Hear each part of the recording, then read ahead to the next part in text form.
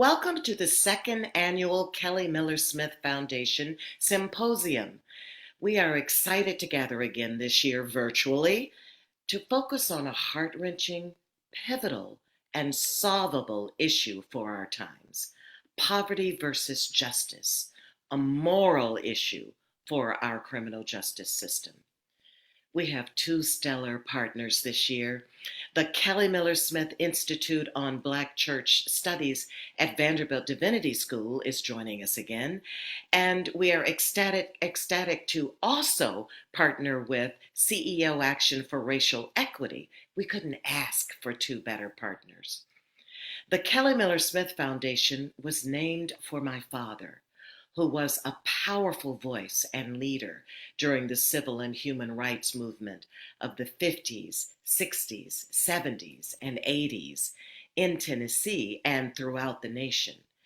He was pastor of the First Baptist Church, Capitol Hill, and assistant dean of the Divinity School at Vanderbilt. However, as the late Representative John Lewis described, like Dr. King, he was committed as much to the needs of the community around him as to the disposition of the souls of the congregation. Lewis described him as an inspiration, a model, someone we all looked up to. My father's faith led him to care deeply about injustice and the many ways that it impacted Black, brown, poor, and disenfranchised people and communities. He preached, organized, and led and marched out front, but also worked behind the scenes, bringing diverse voices together to hear each other and to find solutions. That's what our symposiums are designed to do: to bring diverse voices together, to provide information and tools to take the next leg in the journey toward, in my father's words, complete freedom. Last year, candidate, now Senator Raphael Warnock, provided greetings honoring what would have been Daddy's 100th birthday. Here's what he had to say. My friends, as pastor of the Ebenezer Baptist Church, spiritual home of Martin Luther King Jr., I want to join you in celebrating the life and the legacy of Kelly Miller Smith. Indeed, one of the great preachers and prophets coming out of the Black church tradition in the 20th century. Dr. King is often talked about as if he were some heroic genius who sprang ex nihilo, out of nothing and out of nowhere. The truth is, for all of his genius, he was a part of a grand and noble Christian tradition. Kelly Miller Smith, too, is a product of that tradition. I'm talking about the religion of the slaves, those who weren't simply converted to Christianity, but converted Christianity itself. It was a religion born in the brush arbors of Georgia and Mississippi and Alabama. Howard Thurman, another great Morehouse man, said, by some amazing but vastly creative spirituality, the slave undertook the redemption of a religion that the master had profaned in his midst. In other words, they gave us the Bible and pointed to Ephesians, slaves, obey your masters. We took the Bible and discovered Exodus, where God told Moses to tell Pharaoh to let my people go. They gave us scraps and we made soul food. They gave us the blues and we made music. Kelly Miller Smith, one of God's great trombones, is a part of that amazing spiritual tradition. It is a religion born of suffering, a moral audacity that transcended human station. And with that audacity, he attended Morehouse College, part of a grand tradition that recalls the names of Martin Luther King Jr., Mordecai Wyatt Johnson, Howard Thurman, Benjamin Elijah Mays, so many others. And with that faith, that religion of resistance, the coupling of faith and freedom fighting, he took with him that spiritual power and moral audacity to Nashville. As a leader of the First Church, he led that Christian body into coupling its Christian witness on Sunday to engagement against powers of domination Monday through Saturday. A founder of the NCLC, an affiliate of the SCLC, the Southern Christian Leadership Conference, the organization founded and led by Martin Luther King Jr. Later, with the emergence of something called Black theology, he would be a leader of the NCBC, the National Conference of Black Christians. Kelly Miller Smith represents the best of our faith tradition, giving witness to God's vision for this world, a world imbued with love and justice for all of God's children. I join you in celebrating his 100th birthday. In 1984, his physical body passed from among us, but his spirit lives on in all those who love freedom. God bless you. Keep the faith and keep looking up.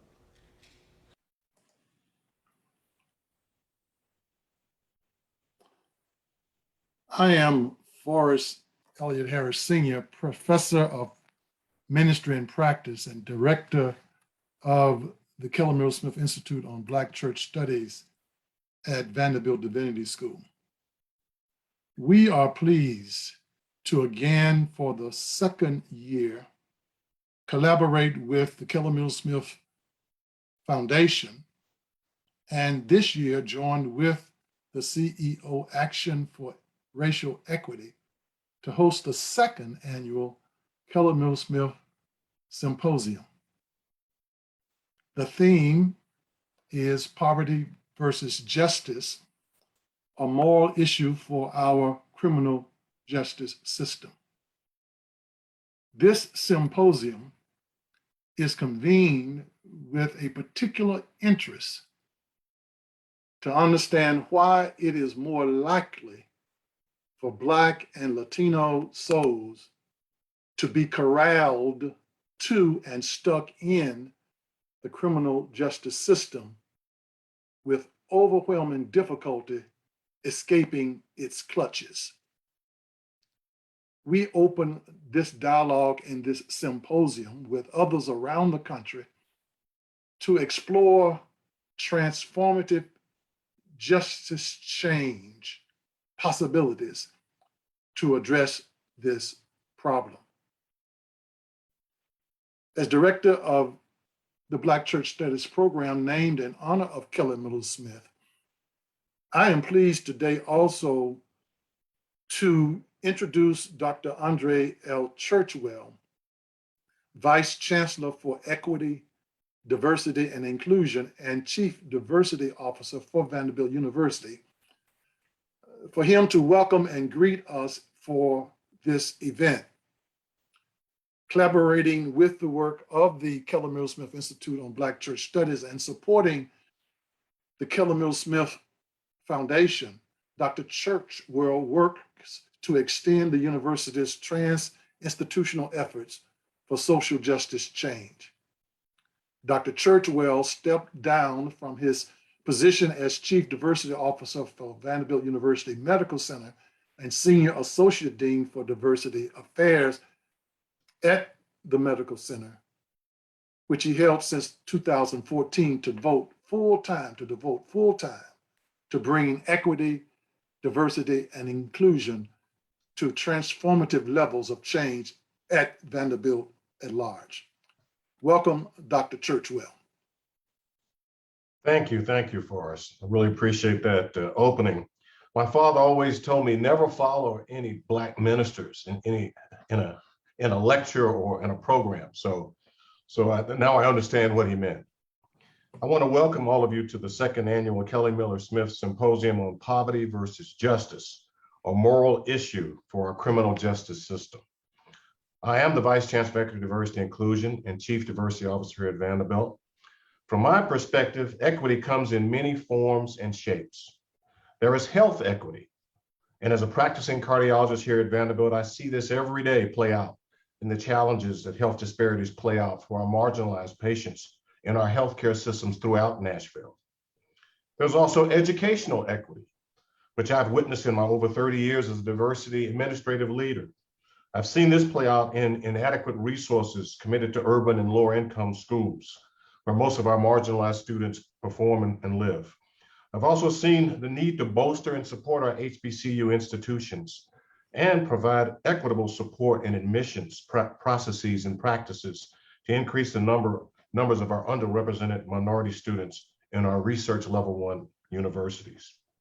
Today, though, we will confront an equally challenging and compelling equity challenge, that of justice equity.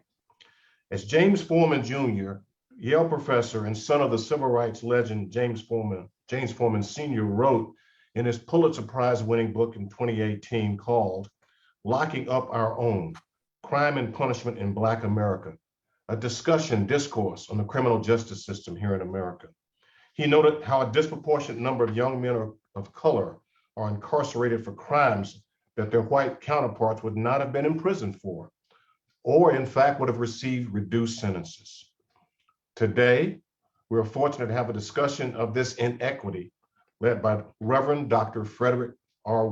Haynes III and Mr. Bill Underwood, a career music executive who was incarcerated for more than 30 years in 1990 for his first and only felony drug offense. Thank you all for being here. I look forward to the stimulating, thoughtful conversations ahead of us, and I welcome you again.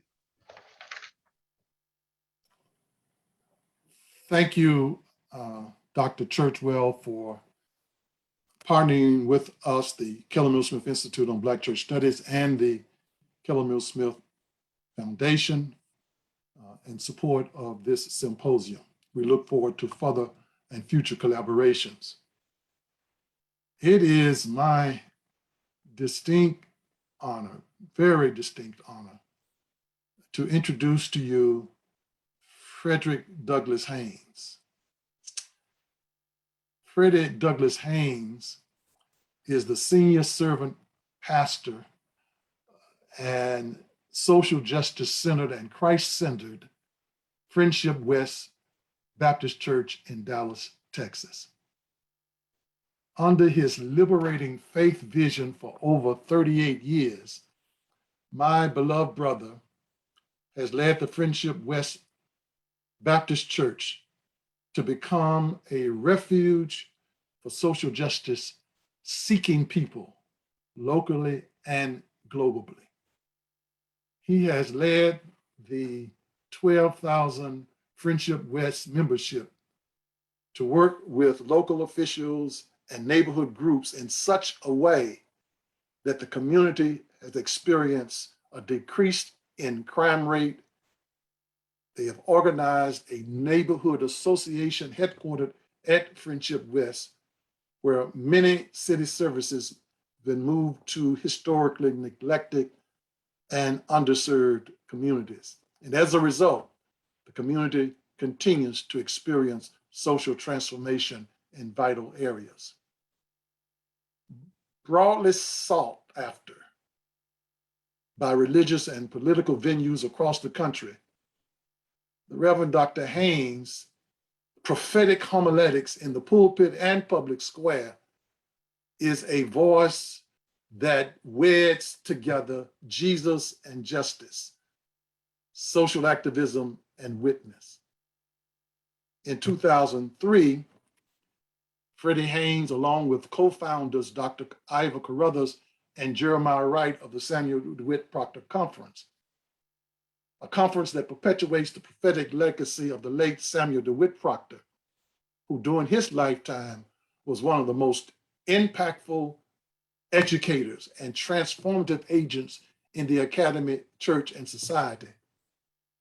And now Dr. Haynes serves as co-chair of the Board of Trustees of the Samuel DeWitt Proctor Conference, who over the last decade has been transformative and revolutionary in social justice advocacy.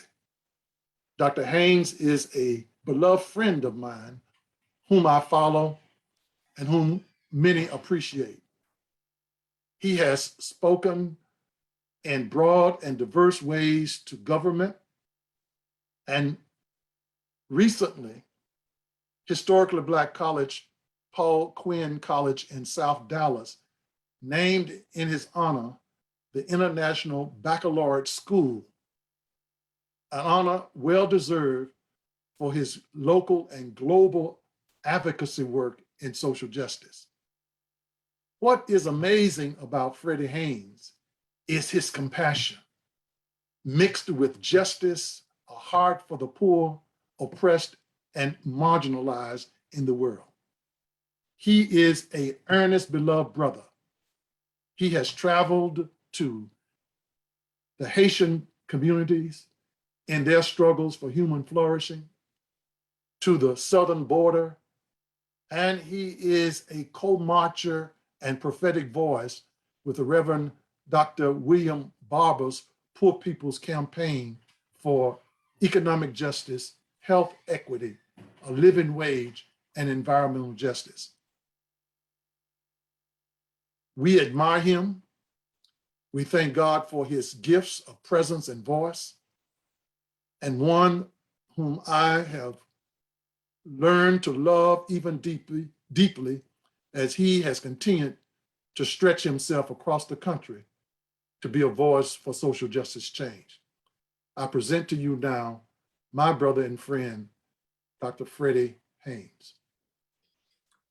Wow. Thank you so much, Dr. Forrest, for your generous, even hyperbolic introduction. Of course, we all know that you are a prophetic model for each and every one of us. Your leadership is laudable, and the very fact that we are having this symposium is a reflection of the genius that God has so generously invested in you, and you have chosen as a steward of that genius to exercise it in prophetic witness. And for that, we are grateful. And of course, I think it is fitting that we are having this Kelly Miller Smith Symposium today addressing poverty versus justice, a moral issue for our criminal justice system.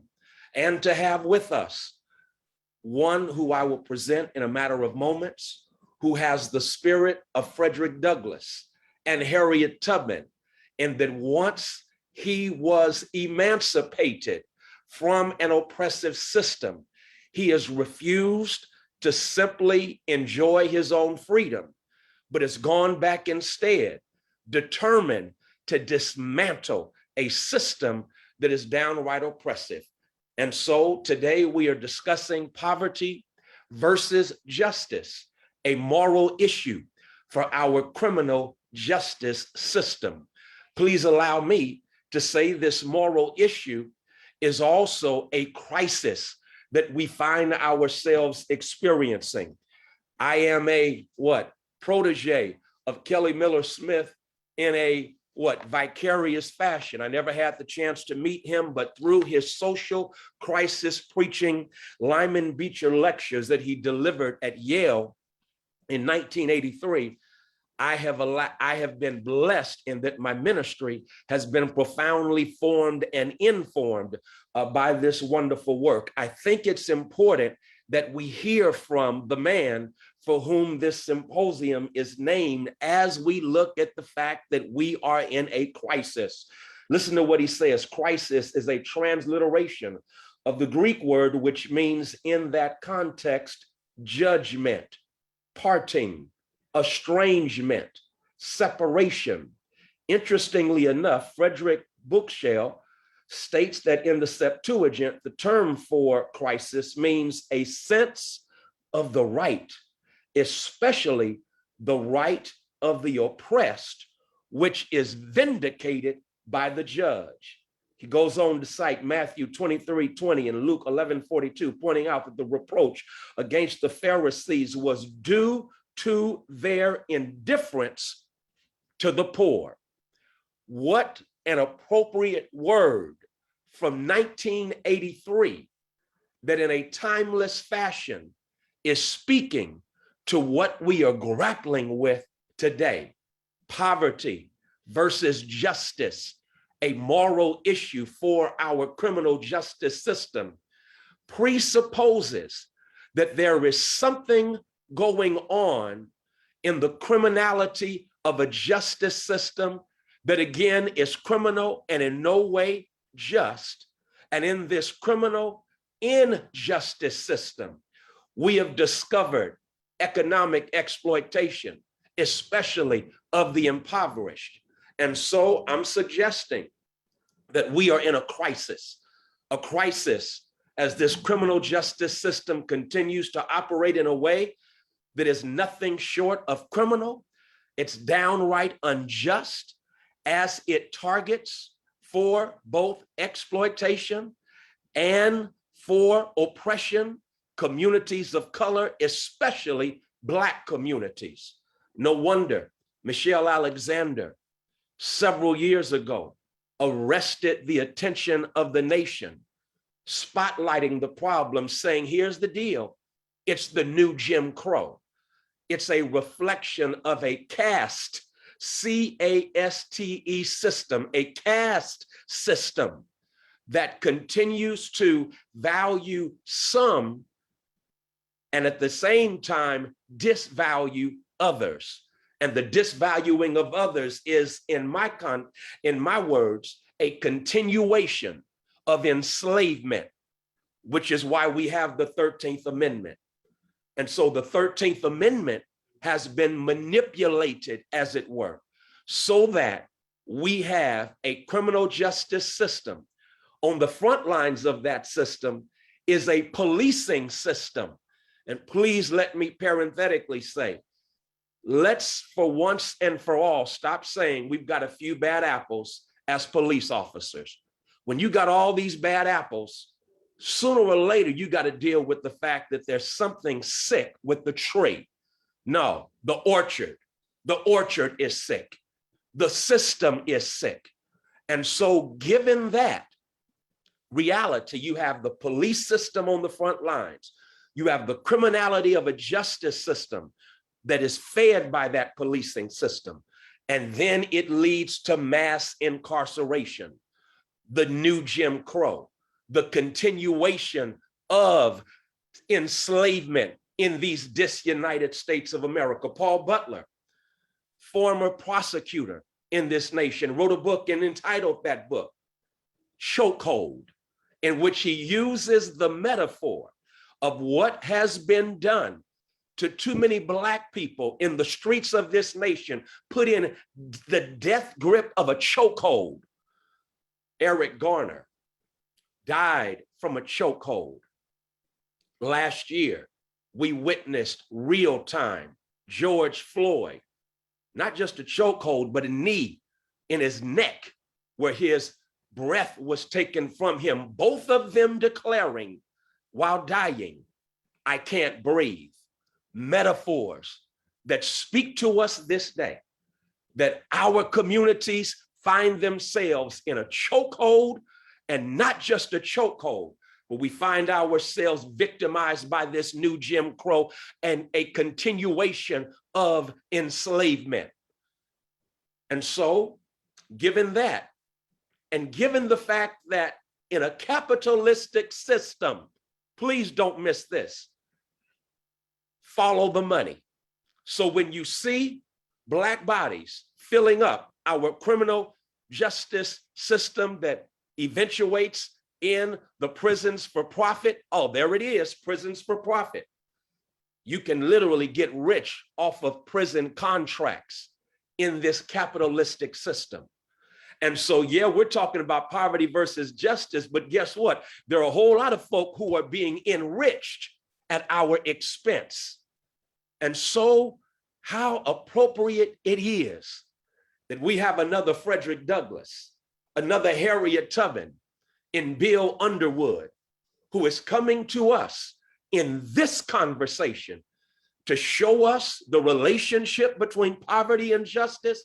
As a matter of fact, right before I present him, y'all know I'm a preacher, so I can't help but quote a text.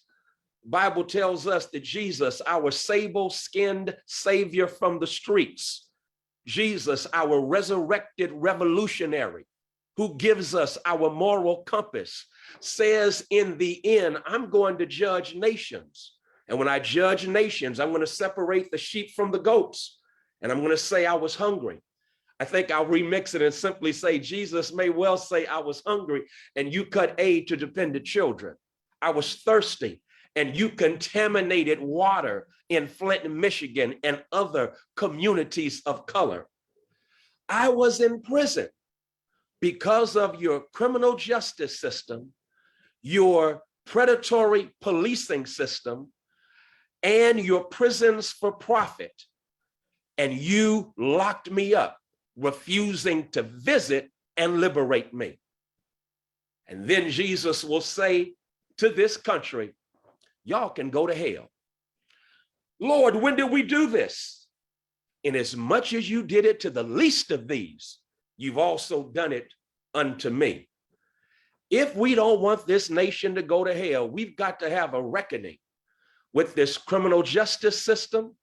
We've got to have a reckoning and frame in moral terms, poverty versus justice, a moral issue for our criminal justice system.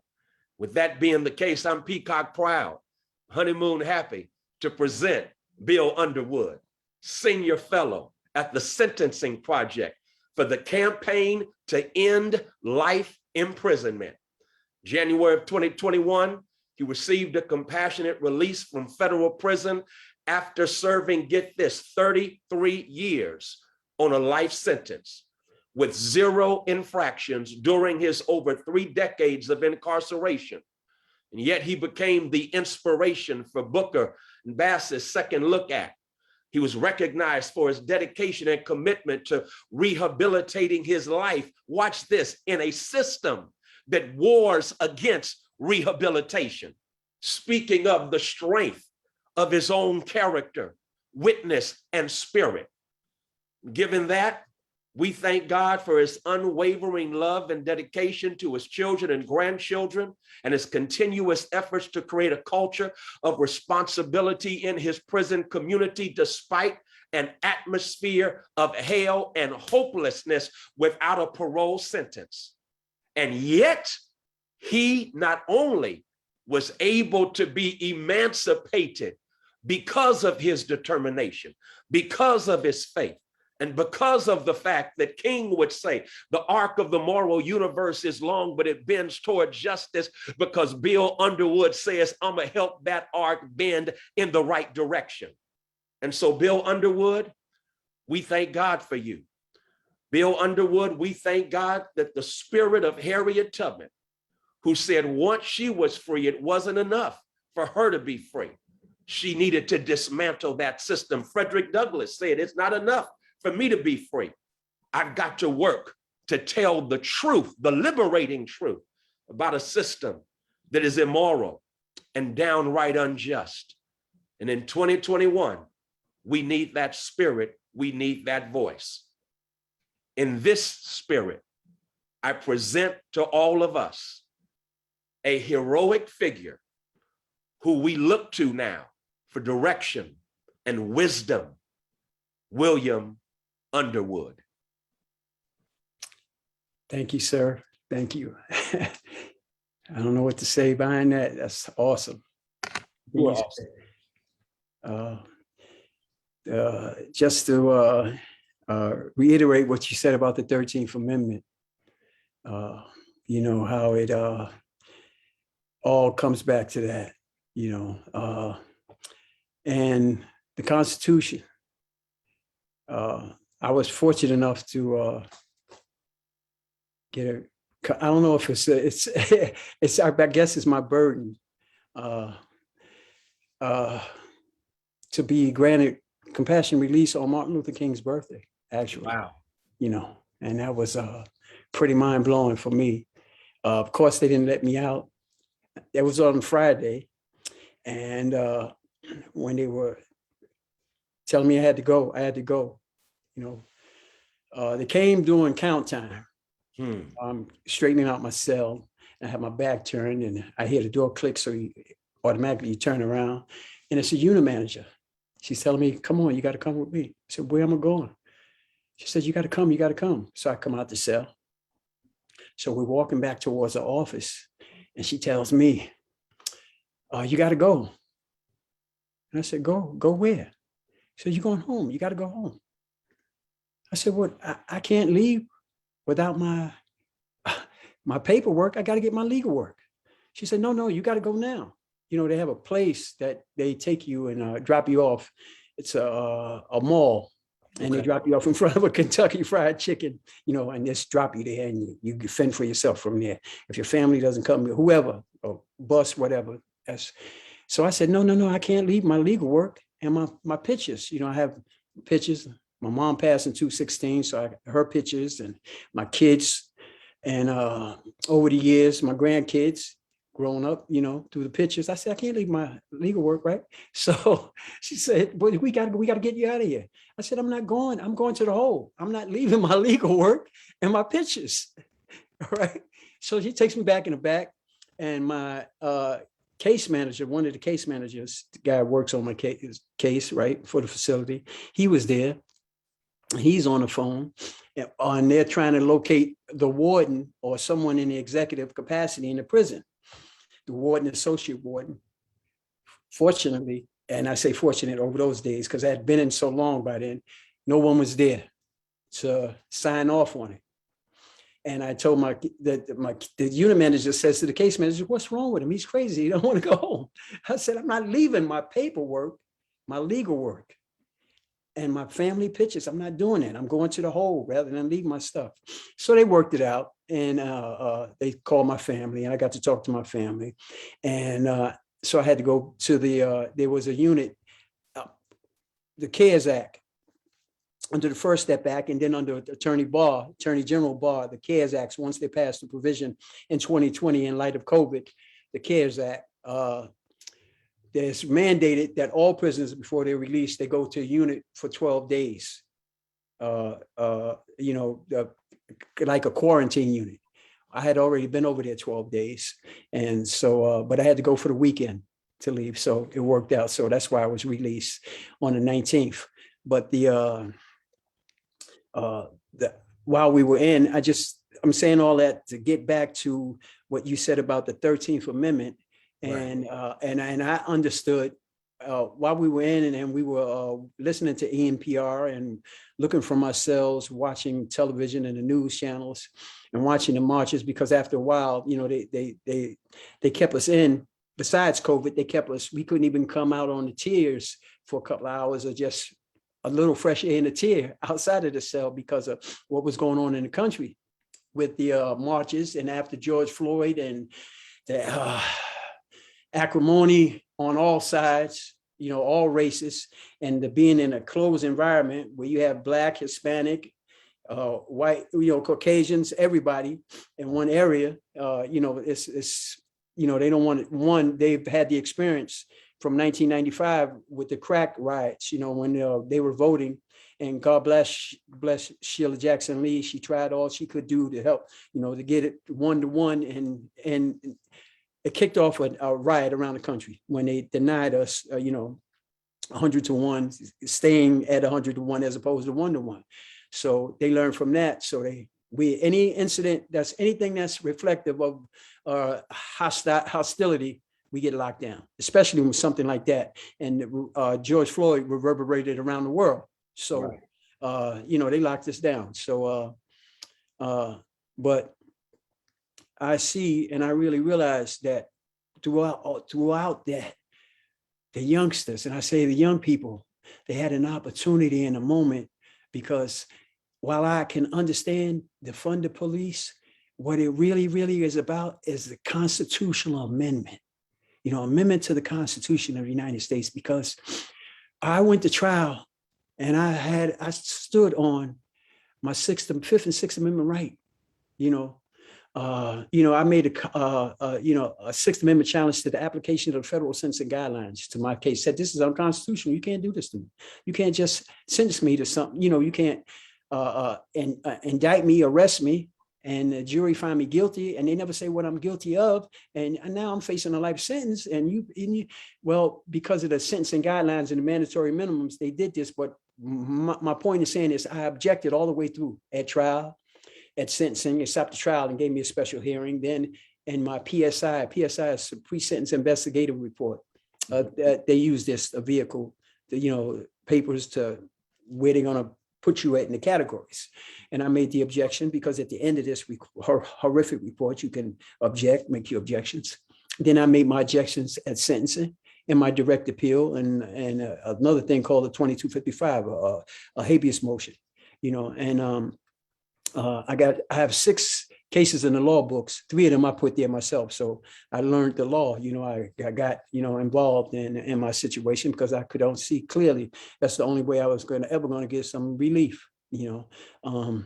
Anyway, what I'm saying is that the 5th, the right to petition the court for redress of grievances under the First Amendment, and of course we know we all recognize we have a right to peacefully assemble, and but we do not teach the children enough about the Constitution and their rights and their moral obligations to learn this. It's like the Israelis. I love the fact that when you hit 17, from 17 to 19, you go to the military. Male or female, you go to the military for 2 years. That gives you a structure and a balance, right or wrong. They go to the military to learn how to fight for their country and their survival. Well, we need a reiteration of the Constitution of the United States taught amongst our people, amongst our youth, our children, especially in light of this technology and these devices that, and everything is moving so fast, because what I missed in all of that, and this is really important, sir, that while I raised the objections under the Constitution, I really missed that, well, when they enacted or instaurated that parchment of paper, my ancestors, the people's shoulders I stand on, they were property in this country. So this don't apply to me. And then, so when I started researching and looking under the First Amendment, the first article of the United States Constitution, they still have us as 2/3 of a human being. So we are property. And then forget about they eviscerated the natives, the Indians, and taught them Spanish,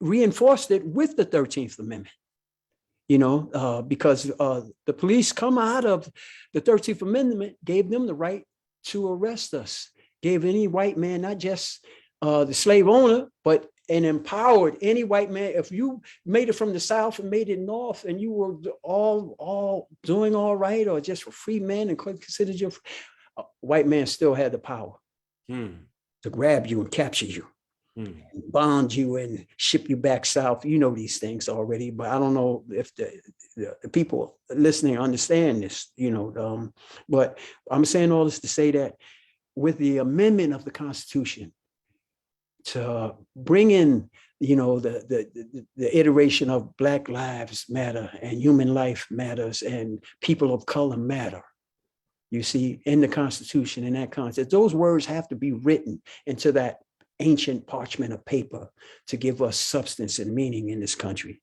It really is just this, there's no other way around it. We have the economic strength. We don't have the foresight to understand, for the most part, what that economic strength, the might it gives us. But we really, really need the constitutional amendment to help us get to the other side. Wow. That's powerful, man. Thank you so much. And I love how you basically have said with that Constitution, which denies our humanity, we need to amend it so that constituted in this country is an appreciation for the humanity of the people whose lives have not mattered because of what James Baldwin called the big lie. The big lie is that America in its founding had to grapple with the contradiction. Okay, we are beginning a democratic experiment. We claim to be Christians, but we have enslavement of these African people. So what do we do to justify the contradiction?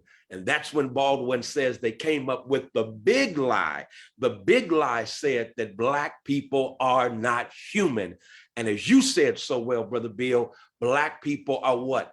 Property. And as property, you don't have to treat them as human beings. And James Baldwin said, that is why to this day, the big lie continues to haunt, infect, inform, and influence how we engage systems in this country. Yes, sir. Sir, you and I both know, and I'm saying every federal employee, every state employee that operates under the Constitution in the executive capacity, that means people in prisons, people in the state prisons or in the armed forces, the marshals, the court officers, the stenographers, anybody that works for the federal government, the first thing you do is what? You raise your right hand, you put your hand on the Bible and take an oath of office, and you swear to uphold the Constitution of the United States of America. Wow. And I'm not mad at that. What I take umbrage to is the fact that in that Constitution, we are still property. And we don't get that. Right. You know? And I can tell you, I can see what we've been fighting for. It's over 600 years now. And I'm not mad at the Asian community, Asian hate. And, you know, I'm 5 minutes and compared to what has been going on and against us forever. And the Congress and the Senate votes, and maybe one person voted against. Unanimous, whatever the bill was they just passed a couple of months ago, and locked them right in. And took all, you know, they got everything they need. One bill. But this has been going on with us before Martin Luther King. Right. Before all these great people who we stand on their shoulders. Right. You know, before, you know, Frederick Douglass and Harriet Tubman, and you know, and it all gets back to the Constitution.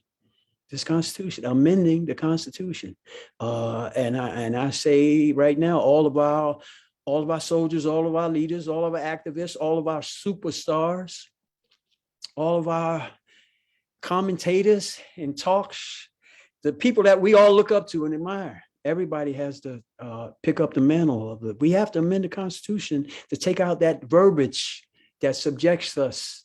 Because anybody, if I take an oath to uphold the Constitution, that means automatically I'm looking at you as property.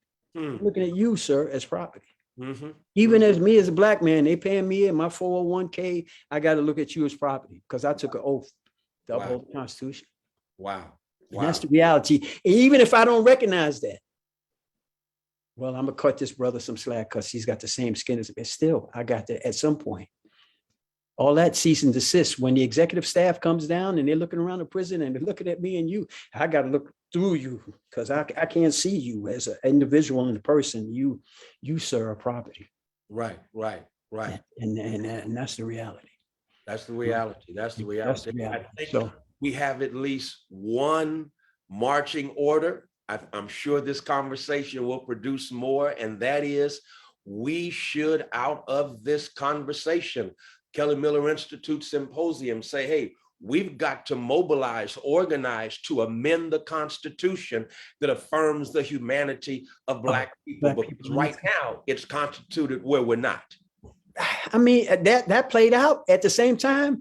They were giving the Asian community everything they needed. 2 or 3, was it even 100? Oh man. Haitians tried to make it across the border, and what did they do? On horses. Right. They took us back to the 1600s, 1500s. They were on horses with whips. God almighty. Yeah. And they showed us, you know, the shot of that.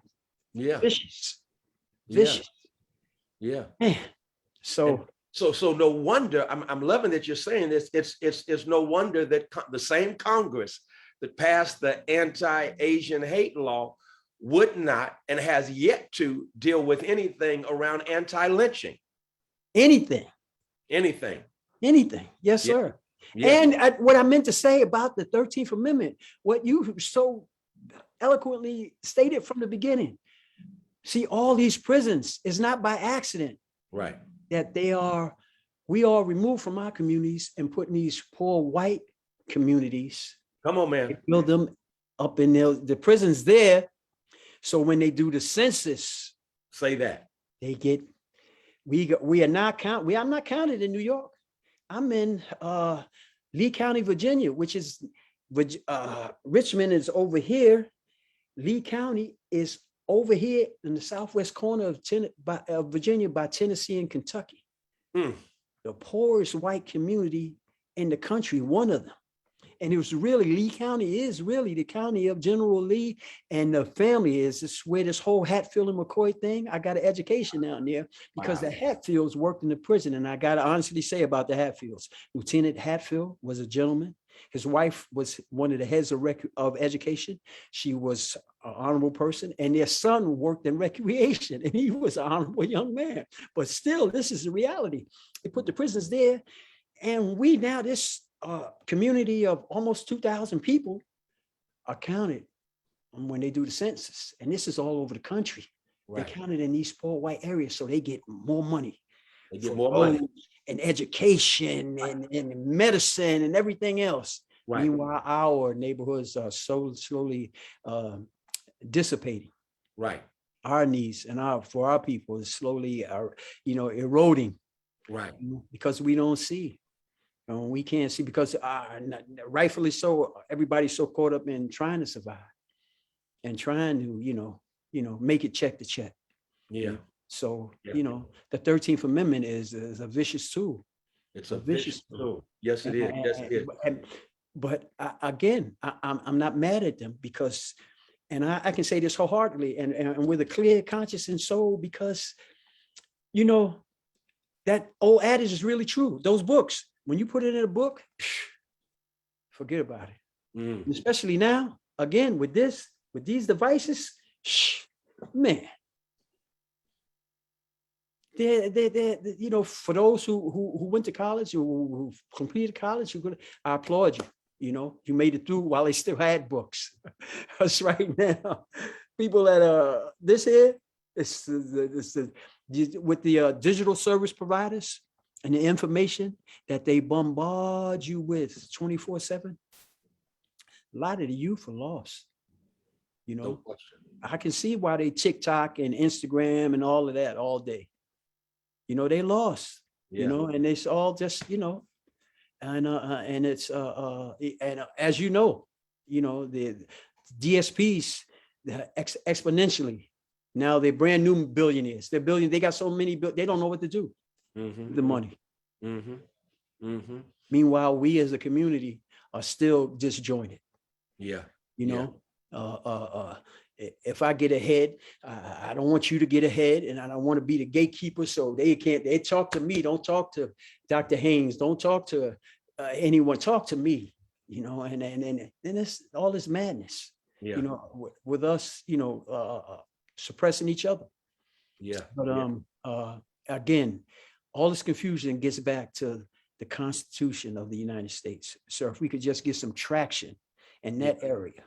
If we could get, we got the right to petition the court for redress of grievances. We have the right, and in that First Amendment, we have the right to assemble, free speech and march and protest. Right. We have the Second Amendment, right to keep and bear arms. And Caucasians believe it, and I'm not mad at them for leaning. That's their right. Mm-hmm. On the Fourth Amendment, right to be free and clear from illegal search and seizure. Mm-hmm. Fifth Amendment, due process rights. That means everything is supposed to be applicable to you in a humane manner. And the Sixth Amendment, right to a jury trial and counsel. And on, but these amendments under the Bill of Rights hold little weight when you get to Article 1, and that's the first article. That's not in the Bill of Rights, the first article in the Constitution. It speaks of 2/3 of us. Now, don't take my word, go look it up. Look it up. Please go look it up. Yeah. And That's you'll see right. folks that, I mean, we know how babies retain everything. So we have to begin in our homes. Like I recognize now why so many, and God bless my daughters, because they taught me this. When I was a kid, you know, I was having problems in school, and friends of mine, and from some nutty reason, we on the 5th floor in the school, and me and one of the guys, we standing trying to impress the girls and the rest of the class. We sitting on the outside of the ledge with no support, just sitting out there I got our legs hanging out the window. Teacher came in, had a fit, sent me to a psychologist. Psychologist did the test, a psychiatrist, and he determined that I was, you know, my mental ability, I was distracted because it was not enough for me to do, you know, mentally, you know, and we have a bunch of our children. This is not an anomaly. This is a real thing, right? Right. So at 11 years old, after they took the series of tests, they said what they needed to do was take me from the 6th grade and put me in the 10th grade. I mean, in the 10th grade. Okay. So, I mean, I would have graduated at 13 to go to college. Okay. Wow. Now, my mother, she worked at night. Okay. Single mom, 4 children, supporting us. She was a nurse, hospital. She had the night shift. So she never made the meeting to this special school. They let me go to the school. I went to the school, saw how terrific it was. And in my mind, you know, it was out of my neighborhood, out of Harlem. It was another part of the downtown and in the white area. It was a nice school. But she never made the meeting. So, of course, I never got into school. But once all this was happening around the country, since the last 33 years of my incarceration, and I see them, not just Eric Garner. There was a young kid, I forgot his name, in New York. He was at his shower, wedding, you know, what the men have. I'm pardon my words. You know, before you get married, you have your bachelor party. Okay, your bachelor party. He and his friends, they're sitting outside in the car, in the bachelor car. Police ran up on him 22 times or 33, some ridiculous amount of times, just killed him. You know, so this has been going on now because of this devices. Now it's quantified how much we can see now. You know, we can count because of these. So imagine the horror of the mothers. And this is what my daughter enlightened me to, that your mother's not, she didn't want the horror that she felt, you as a little boy being around these and them watching you and experimenting and doing things with your little children. So the little boy came out 4 years old and they killed him in one of those towns in, what was that, Minnesota or Oakland, Ohio, the little kid that got shot with the Tamir Rice, right? Okay, Tamir Rice, the lady that was in the car with her husband down there in Texas or somewhere down there in Louisiana, and they kill him, and she's in the car, and the baby say, "I'm right here, mommy." What little girl has to experience, you know, some, you know, and for the little girl, that's normal. I'm right here, mommy, while they're executing us. To even think that so they still, I really see, while I'm studying the Constitution to fight to try to get out of prison, they really still treating us like property with no regard for life. How could you have regard of life for property? How could you have regard for your life if you property? Say that. You property. Who has to regard your life on any level if you property? And I'm watching it now. Understand me. I'm in prison. I've been in maximum security prisons, penitentiaries around the country, and there's some formidable characters. You need the armed forces. You need people that are ex-military to work the prisons, because that's the only people that can keep alpha male predators in check in that kind of environment.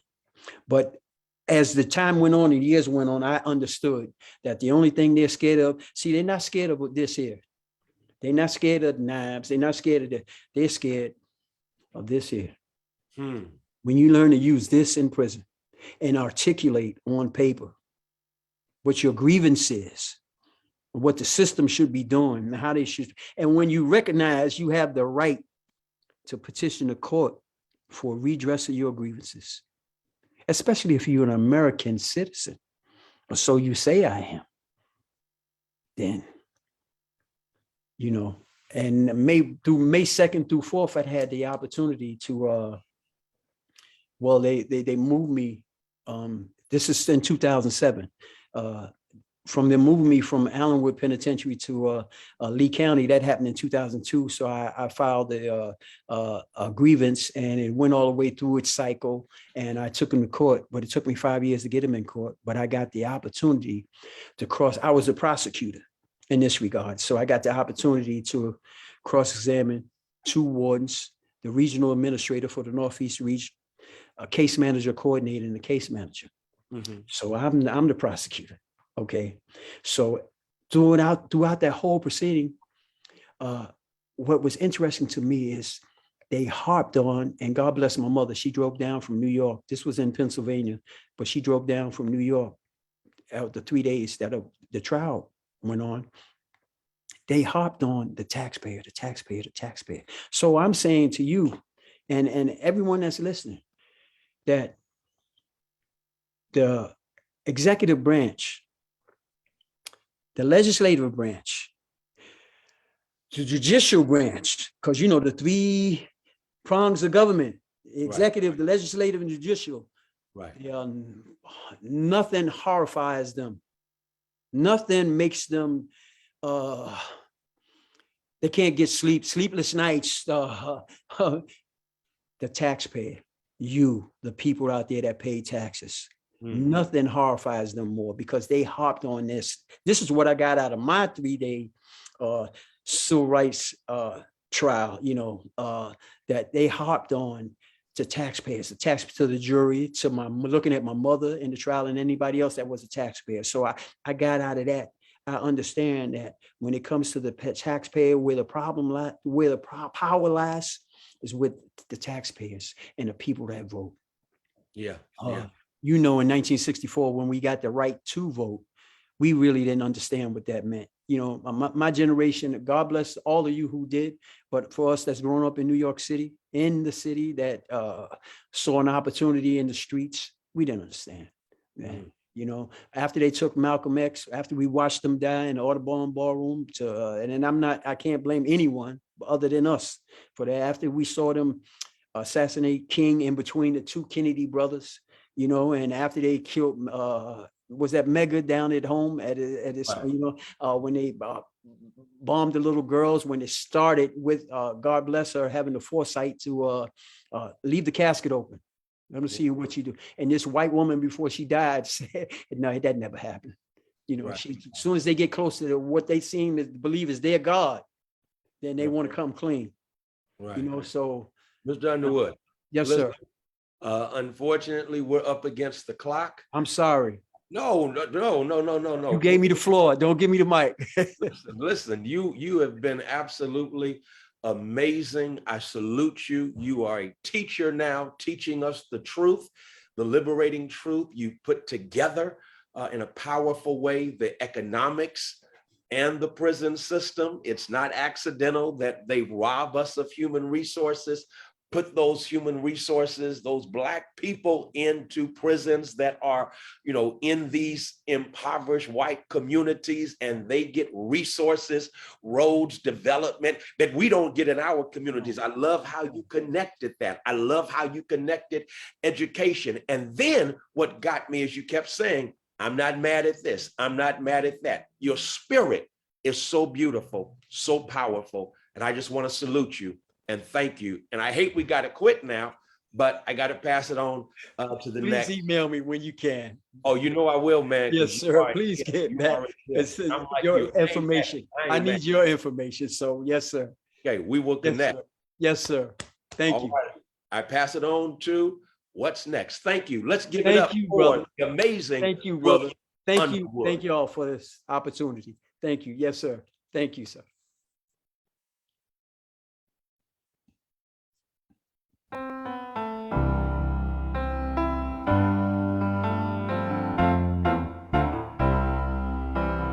When your life has no direction, you're not going anywhere, and the dreams you dream have scattered, and the hurting's hard to bear. If things don't seem to work out,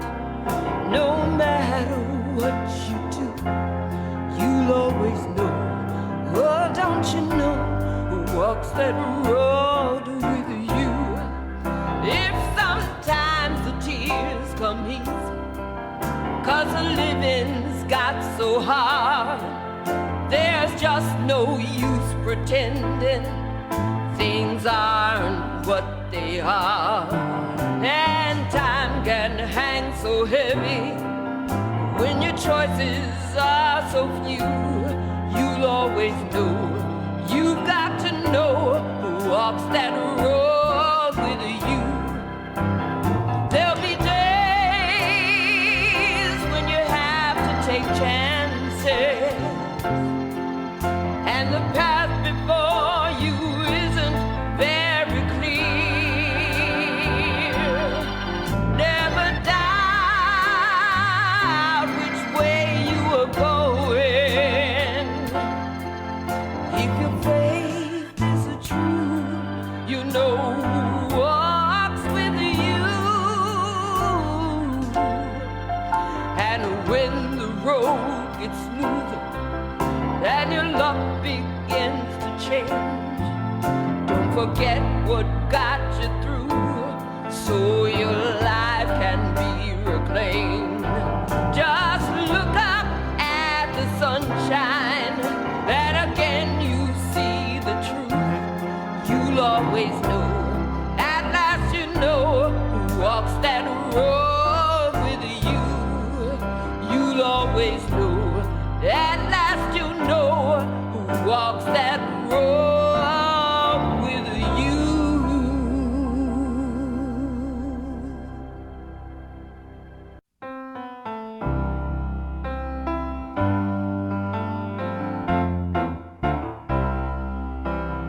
When your life has no direction, you're not going anywhere, and the dreams you dream have scattered, and the hurting's hard to bear. If things don't seem to work out, no matter what you do, you'll always know, oh, don't you know, who walks that road with you. If sometimes the tears come easy, 'cause the living's got so hard, there's just no use pretending things aren't what they are. And time can hang so heavy when your choices are so few. You'll always know, you've got to know, who walks that road with you. There'll be days when you have to take chances, and the path before you isn't very clear. Never doubt which way you are going. If your faith is true, you know who walks with you. And when the road gets smoother and your luck begins to change, don't forget what got you through, so your life can be reclaimed. Just look up at the sunshine, and again you see the truth. You'll always know, at last you know, who walks that road with you. You'll always know, at last you know, who walks that road with you.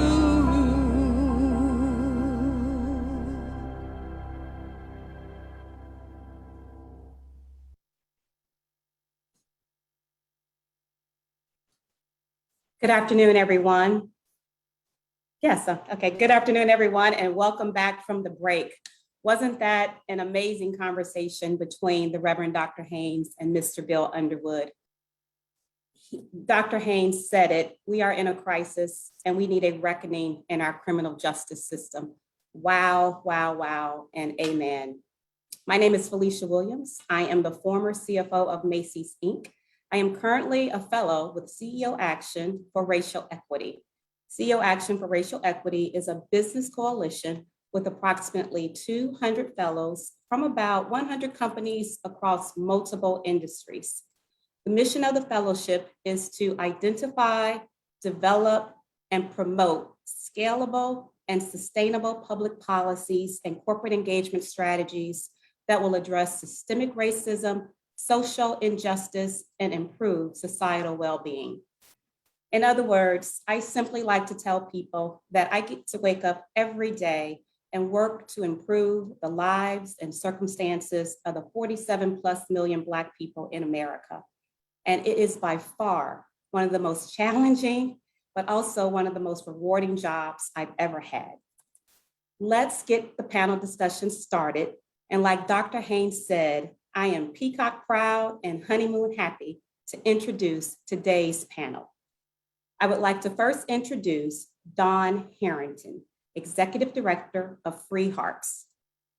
Dawn, if you could maybe share a little bit about your story and a little bit about Free Hearts organization. Hello, everyone. I'm so glad to be here. Thank you so much for having me.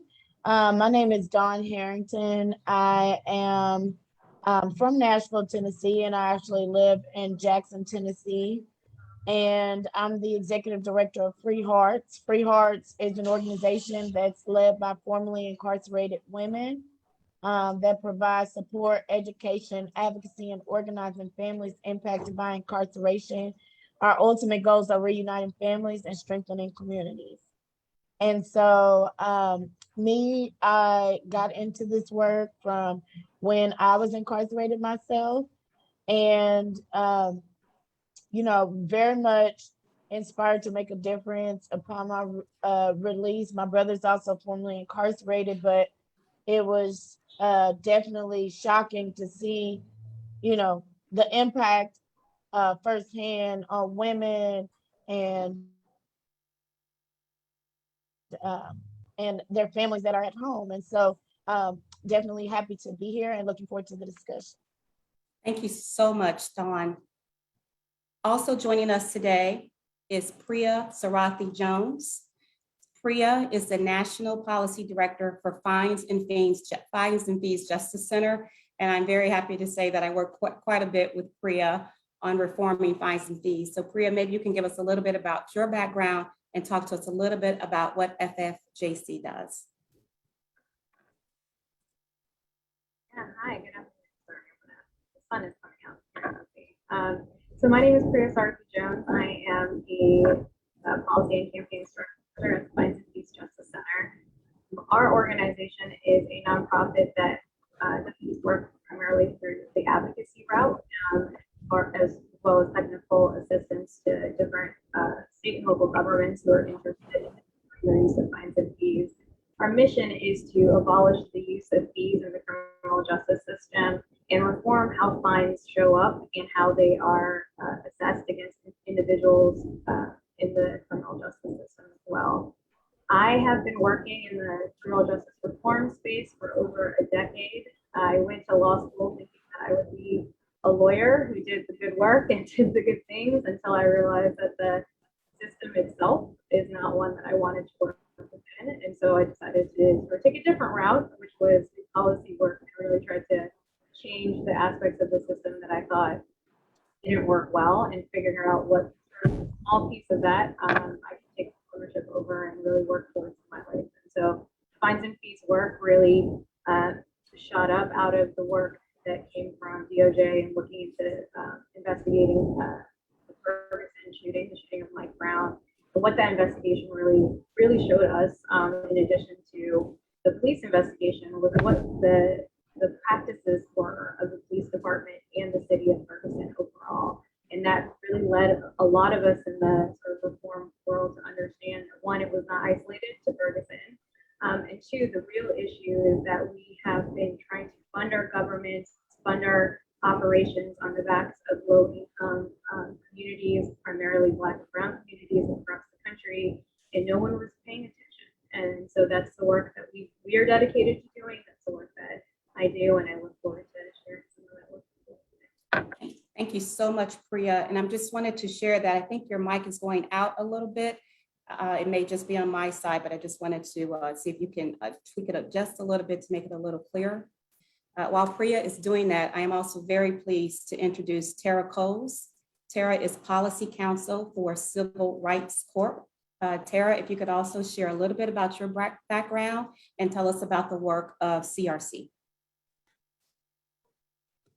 Hi, everyone. Can you hear me? Great, yes. So as Felicia said, my name is Tara Coles. I am with CRC, Civil Rights Corps. And prior to joining Civil Rights Corps, I spent about 10 years as a public defender in New York City, representing parents in the family regulation system. So when they were accused of abusing or neglecting their children and having their families often ripped apart by the city. And through that work, I really got to see how the system, a white supremacist system of child separation and regulation and surveillance of Black and brown families really works in partnership with other systems like the criminal legal system. And so when I came to CRC, that's the main thing that we've been working on and that I've been able to spend a lot of time on as well. Because CRC is an organization that as a whole is dedicated to challenging systemic injustice in the United States legal system. And we know that it's a system that's built on white supremacy and economic inequality. And we work to really shift power to community-led movements, particularly those that are led by Black, brown, and poor people who are most affected by these systems. We want to help them and support them in building sufficient power to create that structural change that we feel is necessary. We engage in advocacy and public education, storytelling, and specialize in systemic civil rights litigation with the goal of changing the narrative around the legal system, as well as our culture, and bringing attention to the injustice and brutality that is a feature of our current legal system in the United States. Thank you, Tara, and thank you all for joining us today. Our symposium theme is, poverty versus justice, a moral issue. We know that poverty is at the core of so much of the racial disparity gaps in our society. Everything from educational gaps to health gaps to obviously the wealth gap. So Priya, why don't I start with you? Can you talk to us about the intersectionality of poverty and race with imprisonment in our justice system? That's very clear. So I think part of it is we, and I say that as a collective sort of United States community, don't have a shared understanding of our history and how we got here. I'm sorry, Priya, can you turn your mic up? Dawn, Tara, can you guys hear Priya? Sorry, Priya. Okay, I don't know why it's not working.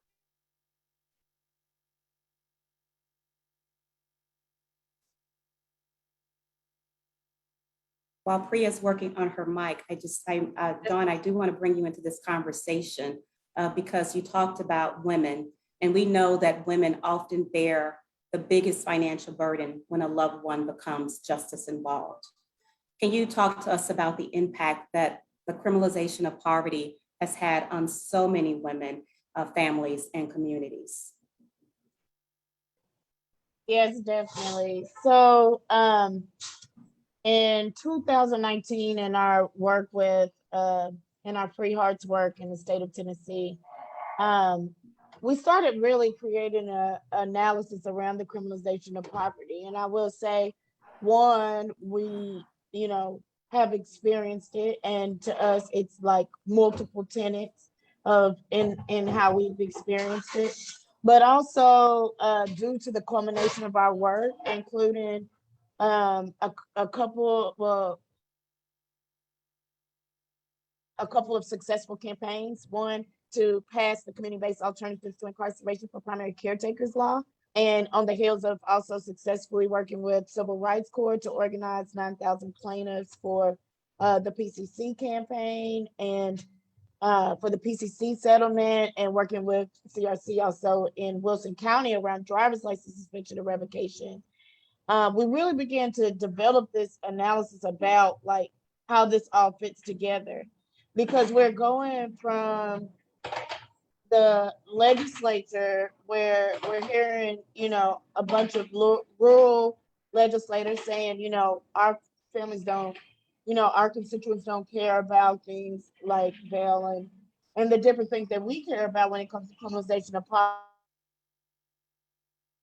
poverty. And then through our work with CRC was able to go into some of these communities that quite frankly we would be scared to go to, definitely after sundown, and to be able to see that actually like the level of poverty that these constituents of our legislators are living in and the impact of incarceration on these communities is so vast that, we really were like, maybe one, it can help us to develop more of an analysis, but two, it can help us to really organize ourselves and come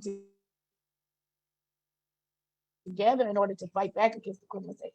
And so I say that to say that we set out to do a statewide tour and a statewide survey about the criminalization of poverty. And actually, the report will be coming out in Q1, more than likely close to January. And so we're really excited to release it. And I will say the majority of the people that built it out, the majority the major group that filtered out are Black women that have been impacted by incarceration across the state, but there's representation across demographics. And, the way we were looking at it is, and are looking at it still, is the criminalization of poverty includes things people do to survive because they are poor, but it also includes bail and pretrial detention, parole and probation, including privatized parole and probation, all of the vast number of legal financial obligations, restitution, wealth-based voting, and being prevented from voting because you can't vote. Because you can't afford to pay these fees. Also, it includes, driver's license suspension and revocation. And what often gets touted is like, for example, an alternative to bail and pretrial detention, which is the criminalization of poverty, is really another form of the criminalization of poverty. And in that, I'm talking about electronic monitoring. Yes. Mm-hmm. So we began to create this analysis of like all of them together and went across the state to every single jurisdiction, judicial jurisdiction, which since then we've been able to build a base in every county in our state. And, to the women part of it, I think women are the fabric of our community. And, we have to keep in mind that the criminalization of poverty, first of all, targets you because you are poor. And second of all, makes you more poor, as a result. So it recreates itself. And, we know that, almost 1 in 4 unmarried mothers with children live in poverty, and that the majority of women that are incarcerated are primary caretakers. Beginning at age 5, the poverty rate is higher among women than men over the course of their lifetime. We know LGBTQ women experience higher rates of poverty than cisgender straight women and men due to the intersections of the oppression. And domestic violence and sexual violence can worsen economic standing and cause people to lose an average across the United States of 8 million days of paid work per year. And, myself, I was a survivor.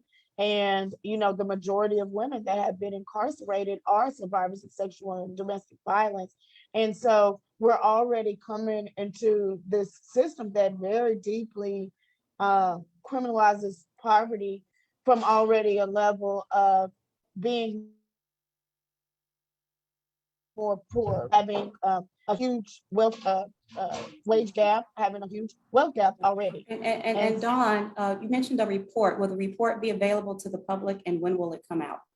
So it will be out in Q1. More than likely to be between January and February. And yes, okay, it will be available to the public. So we'll definitely keep everybody. It's going to be a Thank wonderful. you.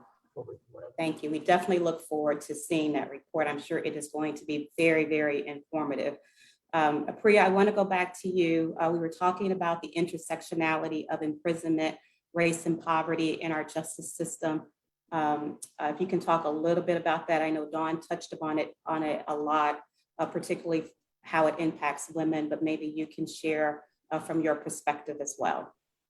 So can you hear me now? Okay, great. So hopefully this holds. So what I was trying to say earlier is that these three things, race, imprisonment, and poverty, they all go together, right? So there would actually, I don't think, be a prison system at the scale at which we have a prison system if poverty was not at the level in which it exists in this country at this point. And so we also have to really, the point I was trying to get out earlier is that we do not have a shared understanding of US history in this country. So we all sort of think we got here or just accept that we're here and haven't given a lot of thought how we got here. Many of us are still young, that this is all we've known and this is sort of the space that we've existed in. But the truth is that this system was so deliberately put together to work exactly the way that it works right now. And many of us find ourselves surprised that it is doing what it is doing. But if you really go back and look at history and how we got here and how the prison system got so big and where did all these low-level misdemeanors really come from and what really started all of this, it directly stems from ending slavery and what did we put in place as a country when we ended slavery. And it wasn't that we flipped the switch one day and said, okay, the Civil War is over and we're all going to live together in harmony and think and view each other as equals and human beings. That is absolutely not what happened, right? It was, the ending of slavery was forced. There was an entire war that was fought in order to end this. And the side that lost didn't just sort of accept defeat in that way. People got smarter, they got more sophisticated, and they developed systems that imprisoned people and then put them to work as a result of that imprisonment.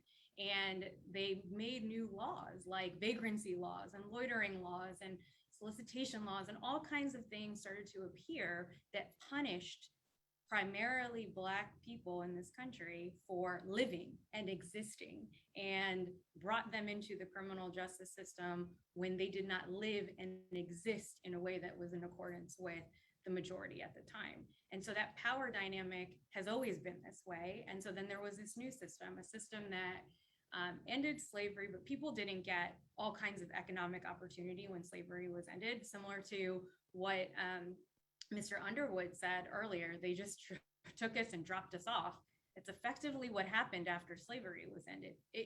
People didn't have jobs, they did not have high-paying jobs, did not have education. It's not like we set people up for success at the transition from slavery to a non-enslaved country. And so knowing that and really understanding that the 2021 version of a criminal justice system is something that has been in the making for hundreds of years. And now where we sit is it's the catch-all place. It's the place that we put everybody, that we don't want to deal with the underlying societal issues that end up, that prison is the sort of consequence of all our failures in every other space in society. It is our failure in education. It's our failure in investment in economic opportunity. It's a failure of redlining policies and all of these things that were in place that could have created wealth. It's our extraction of wealth from Black communities when they were building it on their own. It's all of that. And then saying, what we're going to do with this group of people, primarily Black people, also primarily brown people, is put them in prison, because we are not going to do the actual work it takes to lift people out of poverty, to build a country where people aren't living in poverty and destitute and having to make really tough decisions, and an over-criminalized system where now everything is illegal at this point. There's so many things that are illegal that have no business really even being government sort of including itself in the business of these things. And that entire dynamic has played out over hundreds of years. And it really wasn't until the civil rights movement where things started to turn, but that was not that long ago, right? And so it's not that, oh, that happened 200 years ago and like, look at us now. This happened in many people's lifetimes, people who are living right now. And so the work is still to be done to disentangle where prison, race, poverty all come together. And I think the place that we start it with is on the poverty side. When people are living in low economic circumstances, living in poverty, things that have been worsened during COVID, and which communities have been worsened during COVID, if we don't deal with that, then this system just gets bigger. Everything we do will just be like punish, punish, punish, and because we don't have better solutions. And so I think that is what we are all now grappling with in 2021, is a system that has existed for hundreds of years prior to any of us even coming on the scene. And instead of us looking at that long lens and trying to figure out what the way to move forward is, we're only looking at our small piece right now and trying to just, chip away at it. And I think that's a disservice to all of the work. Thank you, Priya. Thank you for the history lesson. Thank you so much. I 100% agree with everything you're saying. And this didn't just happen. This is, as you said, intentional policies and decisions to land so many in the Black and Brown community exactly where we are today. And I want to talk specifically, Tara, about some of those people who have been caught up primarily because they are poor. We know that on any given day, there are almost 500,000 people sitting in jail, presumed innocent, unconvicted, awaiting trial. And too many of these people are in jail because of an inability to pay cash bail, which could be a violation of their civil rights, as Mr. Underwood alluded to. Civil Rights Corp a few years ago won a $14 million settlement against a private probation company that was criminalizing poverty in Rutherford County, Tennessee. Can you maybe talk to us a little bit about, the goal of policy when we're talking about sustained change, and how can litigation be helpful? Understanding that this group of people that we're talking about who are poor typically cannot go the litigation route, right? I mean, they don't have sufficient wealth to hire a lawyer to sue a county on their own. So maybe give us some insights on what civil rights learned through this $14 million settlement, and then what typically happens when you're trying to move policy versus litigation. Yeah, sure. And I can start with just a little bit of background about that specific case. So we filed the lawsuit in Rutherford County back in October of 2015. So about 6 years ago this month, because this private probation company was basically extorting poor people. So the county had contracted with the company to provide probation services, but they were basically functioning as a debt collector. And they would threaten people with arrest and caging if they didn't make payments. And the county didn't even pay anything for the services, right, that they were providing. And the company made all of its money and profit from the people that it was supervising, and ended up making more money the longer people were on probation and the more they were required to pay. So this is really an example, I think, of what a lot of the speakers, including Dawn and Priya, have touched on. And this company had the ability to unilaterally decide when to seek a warrant for a violation, and then how much someone had to pay in order to avoid a violation. And it was just a really clear example of people who are poor being surveilled, controlled, and threatened with caging over money. And so fast forward to July of 2018, when our settlement was approved, the people who were on probation were compensated. I believe it was at 125% of what they paid into the company, plus money for each month that they spent enduring the supervision. But one of the most important pieces of the settlement was that it prohibited the county from contracting with a private for-profit probation company going forward. And it virtually eliminated the pre-hearing detention that they were doing, and into the practice of placing people on probation solely for non-payment. So, it's an example of what litigation can achieve, but, it's also an example of the limits of litigation. Research shows that any form of supervised misdemeanor probation is counterproductive, it's expensive, it's harmful to people and their families. And that wasn't a goal that was going to be achieved through this litigation. That's going to come from more work. That's going to come from organizing and working with people on the ground, with groups like Dawn's, to really achieve something like that. Political change is what's going to need to shift the culture in that area, and really all over the country where that's an issue. But it's also an example of what it can achieve because, in cases like this, it's an opportunity where a county is doing something unconstitutional.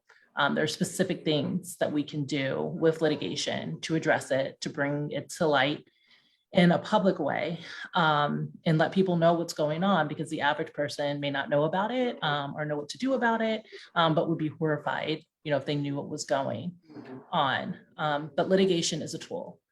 And it's one with clear limits. It's not going to solve everything. And litigation is unlikely to lead to the dismantling and abolishing of the white supremacist institutions that I think we're all talking about needing to be dissolved. And it requires you to work within the system and with some of these same institutions. When you take the litigation approach. And it takes a long time and people are suffering now. So it's a tool, and it's one that we use along with other tools like policy and advocacy and storytelling and narrative change, and building power within communities. But it's one that has to be guided and centered around the community being most impacted by the practices that we're talking about. Thank you. Thank you. That's very helpful. It's, one of the common themes that we've been hearing from the discussion with Dr. Haynes and Mr. Underwood is this idea of understanding our constitutional rights and fighting for our constitutional rights through everything you just described, Tara. Not that everyone, again, can pursue the litigation route, but there are other means to pursue and demand our constitutional equality. Dawn, CEO Action for Racial Equity, we're doing a lot of work in the pretrial equity space. And, research supports the observation that we have a criminal justice system that treats you better if you're rich and guilty than if you're poor and innocent, right? So knowing this to be true, how would you respond? Because we get this question a lot when we're trying to advocate, but how would you respond to people that say pretrial equity is simply a way of letting bad people go unpunished? Yeah, so first of all, I will respond with the fact that someone is supposed to be presumed innocent until proven guilty. That's at the core, right? And I'll give an example. Like Free Hearts has a participatory defense where we work with families that are facing the criminal legal system week after week, and we've grown it across the state. And we're part of the National Participatory Network. And through that, we've actually formed a bail fund land trust for some of our families to get our families from participatory defense released, because the local bail fund, the amounts that they have, like the majority of our participatory defense families have bails that are $250,000 and up. And, my own bail was $100,000, but I mean, we see like very expensive bails, and, they're supposed to be considering the family's ability to pay, but we never see that happen. Even when, we put on, these wonderful like bond reduction hearings where we bring in everything from the statute that, they're supposed to be looking at.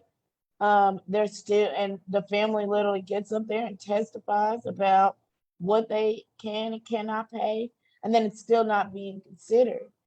But one thing that we'll see, so we will get, the people from our participatory defense out. We've paid, $500,000 for bail. We've paid $200,000 bills. We've paid, you know, high bails, and all of our folks get back to court, which is what, it's supposedly, making sure ensuring that people get back to court. But transportation gets you back to court. With women, we can't have children in the courtroom. Like childcare gets you back to court. Having a community wrapped around you gets you back to court. And I think that, saying that it's letting bad people go unpunished, I think at the core, first of all, it doesn't respect what we're supposed to be doing here, which is the judicial process of like letting someone have a day in court in front of their peers. And it also puts a lot of pressure on people to make plea deals, because although there's supposedly a right to a speedy trial, like we've been doing participatory defense since 2017, and some of our cases are not even concluded yet. We have people that came in and that are in our participatory defense that came in pre-trial as a child and are like 21, 22 now. So it's like, think about if somebody is coming with, okay, well, you're not going to get out, but this will be over for you, instead of you just getting transferred back and forth to court and, just sign this, or you're getting out and now you have all of these collateral consequences, just sign this deal. And so it is, I think it's, we definitely see that supposedly what's supposed to happen as far as the judicial process, as far as the bail setting process, it doesn't happen. And so, I feel like it's definitely, the thing is, if somebody, and this is what we all often try to say in court, and I'll just end it with this, like, they'll say things like, well, do you know what this person is charged with? I'm saying, well, if somebody was charged with the same thing and they had the money, they just gonna pay the money and get it. And we wouldn't even be here. Oh, that's not the issue. It is the issue. It's the issue here, because if it's a bail amount set, whatever it is, if you have it, you're paying it and you're getting out, no problem. So when should justice be connected? Justice should never, I'll just answer that question myself, should never be connected to what class you're from. Especially knowing how much our communities have been historically underdeveloped and how much the incarceration that's in our communities has continued to underdevelop our communities. Thank you. You said that beautifully. And so many times in this pretrial equity space, we hear people make it an issue of the accused crime. And your point is 100% valid, that if you have money, if you have wealth, then you can get out. And that is exactly the point. And if you're poor, whether you're guilty or innocent, you sit and you wait. And I think that people don't understand how long it takes to have your day in court. And I tell people, I don't think I could survive in jail. And God love you, Dawn, I couldn't do it for more than a day. And before you're looking for a deal and a way out. So thank you for sharing that. And thank you for sharing the example and the story, because I think a lot of people don't understand how detrimental pretrial detention is, not only to someone's mental health and physical health, but also on their families, their job, they can lose custody of their kids, and everything you said. So thank you for sharing that. Priya, we find that one of the other ways in which our justice system criminalizes poverty is through fines and fees. And you talked a little bit about it, but I'm not sure everyone could hear that what you were saying about how fines and fees make communities less safe and exacerbate poverty.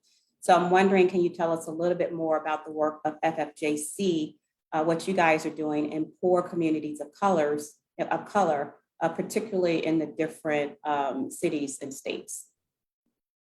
Yeah, and I think just so that we're all working off the same sort of understanding, fines and fees, when we say that. Maybe you can speak a little bit louder. So fines and fees, when we say that, and what we're talking about specifically is anytime that you receive a citation, this could be a moving violation, this could be even parking in some places, this could be on the city level, like your grass is too tall, these ordinances that your trash can's been out on the street for 3 extra days. It can also be when you've been convicted of a crime and there are fees that are attached to that entire process. And so they show up in different ways, but including exercising your right to a jury trial. Sometimes there's a fee for that. Getting a public defender or getting counsel, a fee for that. DNA testing, which may not even be necessary in your case, a fee for that, right? And so there are all these fees that get attached on to a person's involuntary contact with the system. And that is all about generating revenue for the government. That is to cover their costs, that is to cover other priorities they've identified, that's to not increase taxes or have the conversation with the more wealthy parts of the community that could actually pay for these things. And it is sort of to just charge those people who have touch with the system. And then we all know who are the people who have touch with the system disproportionately. Where are people policing? What neighborhoods are they in? I don't know too many people who live in pretty affluent communities who have ever been stopped for jaywalking, who have ever been stopped for their blinker or one of their many brake lights being out. And even if they are, it's a considerate, you're not supposed to do that. Oh, your brake light is out. Go ahead and take care of that. It isn't met with, you are a criminal, you are a bad person, and my job is to now cite you, arrest you, and put you into this system. And so whenever there's this contact, we have attached money to it. We charge people, okay, you want this to go away, pay these fines and fees, and then you can go on with your day. If you have money, perhaps you're annoyed by it, you write your check and you move on and you tell the story to somebody. I got this ticket, it's crazy, I had to pay $500 today and I'm moving on with my day.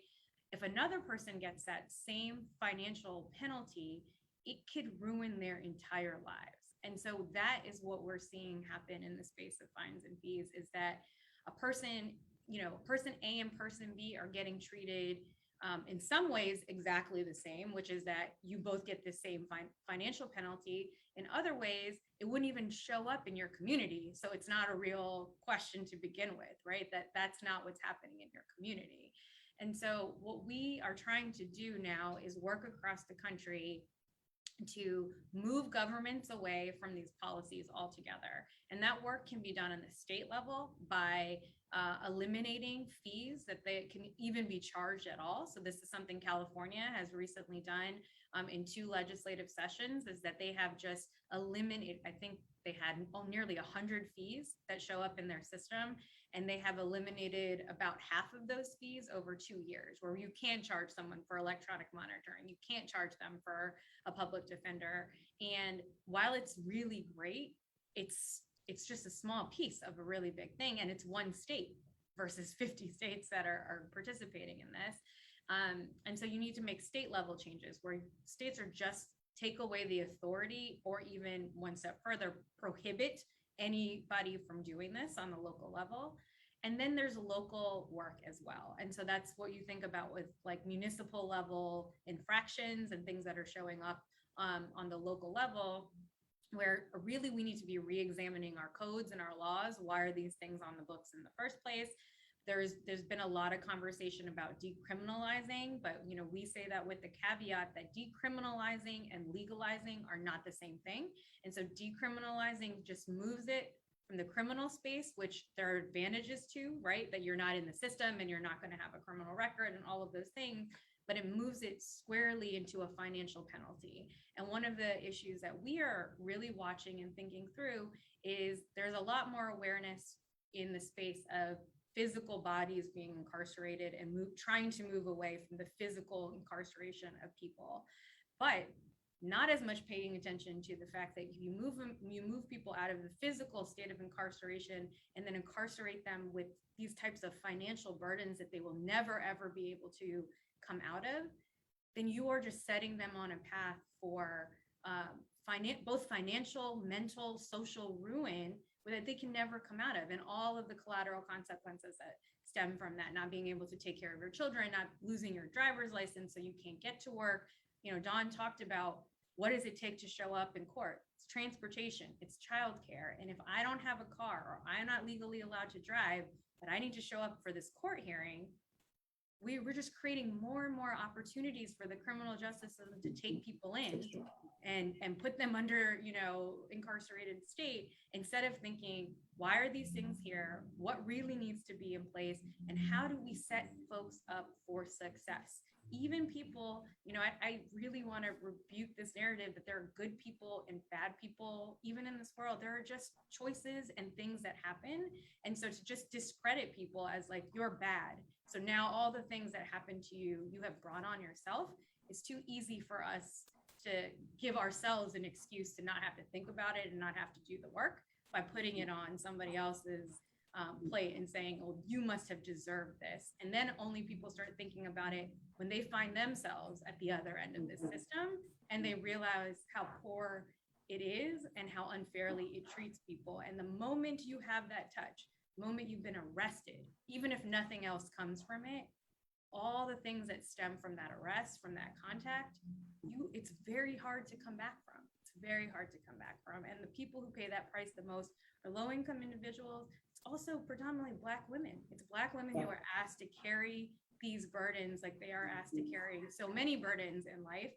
And it's just one more thing that if it was happening to white women, we would be having a different conversation. If it was happening to our white children, we would be having a different conversation.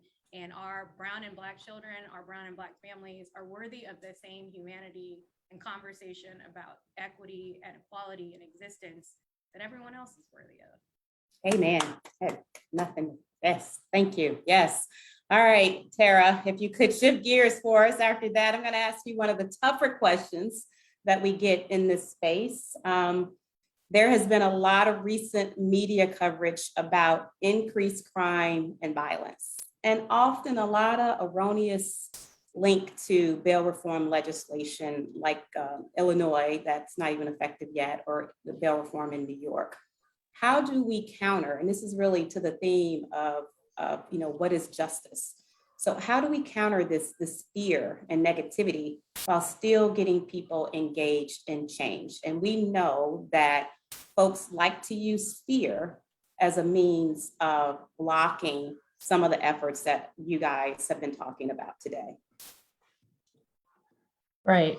Yeah, I mean, ideally, facts would be enough to counter that narrative. We know that in places that have actually implemented legislation in this area, specifically in bail reform or ending wealth-based caging of people, that they are by and large not seeing negative results. You know, in Philadelphia, after the DA stopped seeking money bail for some misdemeanors and nonviolent felonies, there was no finding of a difference in the amount of recidivism. California's 72 largest cities declined by an average of like 7%, which was a historic low. And can you just repeat that? Just I think people need to understand, because it is such a powerful rebuttal to the fear argument. So I'm sorry to interrupt you, but what you just said is so important. Right. No, that there have been studies and people are actually looking at this, what it looked like before policies and legislation was implemented and what it looked like after. And there was a 2021 Center on Juvenile and Criminal Justice report that was released that found that the rate of crime and recidivism in California's, I think, 72 largest cities declined by an average of 7%. And it's facts like those that I think that we have to keep pushing, because we know that, you know, the people pushing that narrative are police departments, their unions, various corporate interests, people who support mass cages, period. And they want to maintain the status quo in our country. And they're not paying attention to facts, but I think it's still our responsibility to keep pushing it. You know, earlier this month, actually, in New York City, I know the police commissioner was forced to backtrack because he was one of those people who were putting that you know, thought out there and that argument out there that it was the state's bail reform laws that had led to a rise in crime, and was actually forced to backtrack on that a little bit when he was actually questioned by lawmakers on that exact point. And that happens because the people on the ground keep pushing it and going back against it over and over again and not leaving any space for those kinds of arguments. Because it's something, like you said, and I think like, others have said already, this is historically what happens. There's always been an effort to make people fear Black people, to make people fear others. And the result of that is that people who want to continue this mass incarceration and the white supremacist systems that we have know that they can easily turn to those same arguments, not be held back by any sort of factual basis, and continue doing what's been happening in this country for so long. And so, we have to demand that there be a change in how we approach safety and really redefine what it means for a community to be safe. Because a lot of times in the conversations we're hearing, when we talk about communities feeling safe, they're not talking about communities where the people in them look like me, right? Like they're not talking about those communities.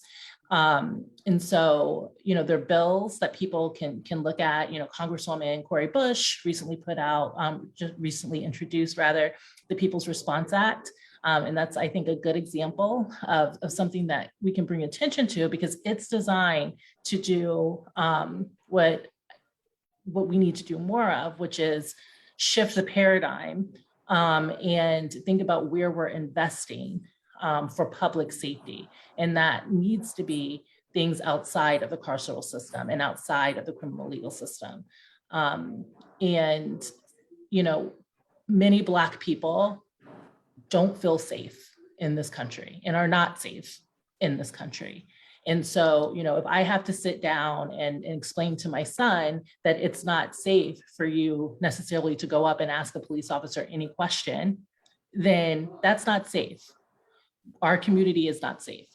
And so, we've been trying this carceral approach for a long time. It's not working. So we have to join with the advocates on the ground, the people in these communities that are pushing for reinvestments, divesting from the carceral approach and reinvesting in our communities.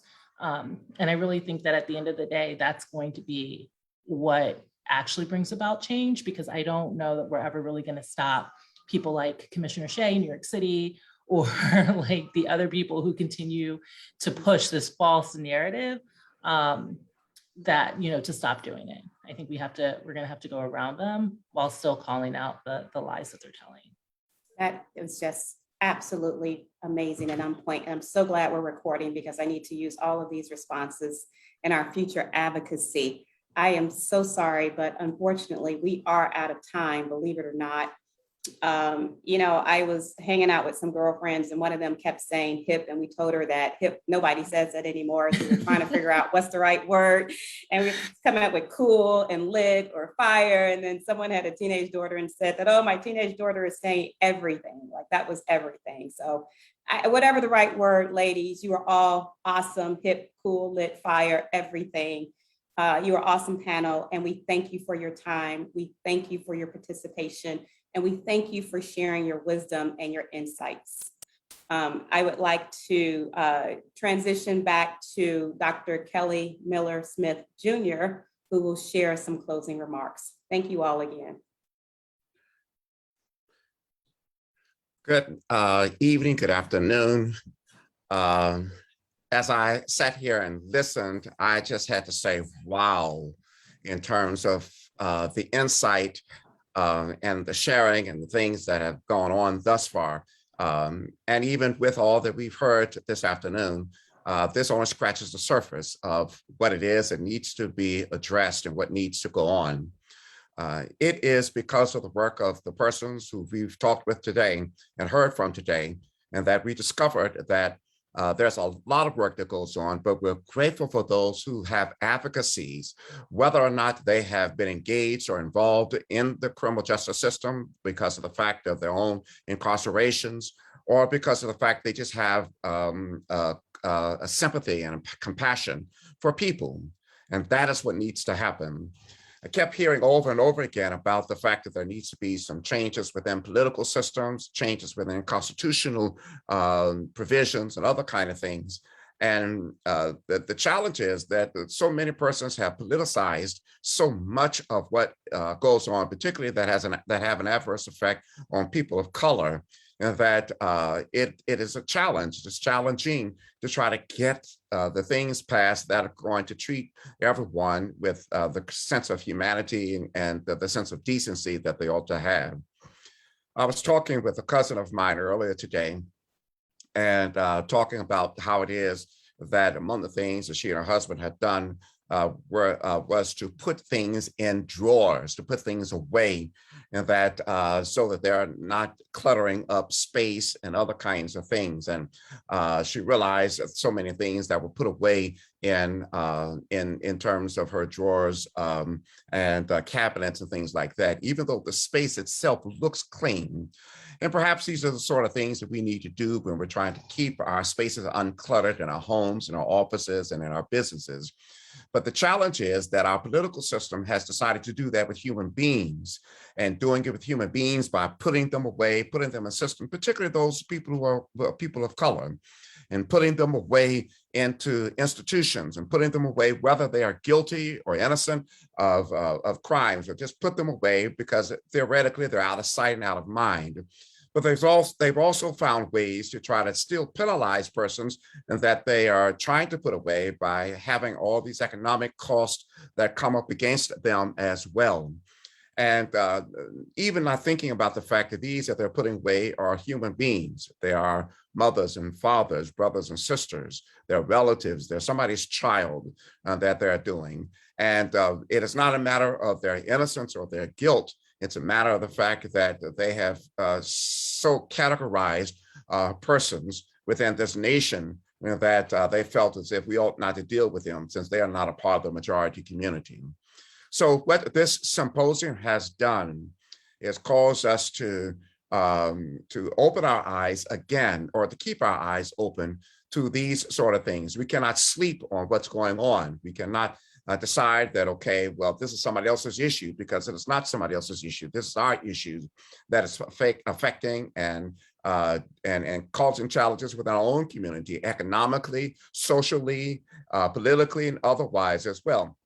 As we heard Mr. Underwood mention earlier, the fact that, even when the census is taken, that when we find people are involved in places of incarceration, it can throw the whole census out, which means it changes the way the congressional districts are distributed and other kinds of things. And again, so all of what happens here creates challenges for this nation and for our people.